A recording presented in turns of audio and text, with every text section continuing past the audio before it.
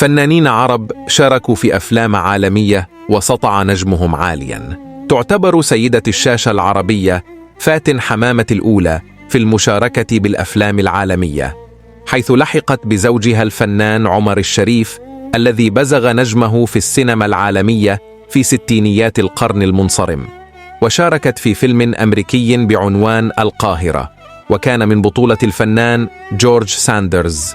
الفنانة المصرية هالة صدقي شاركت هي الأخرى في فيلم يونغ ألكسندر ذا جريت مع الفنان سامي العدل وشريف رمزي، وقدمت دور والدة بطل الفيلم سام هيوجن الذي قام بدور الإسكندر.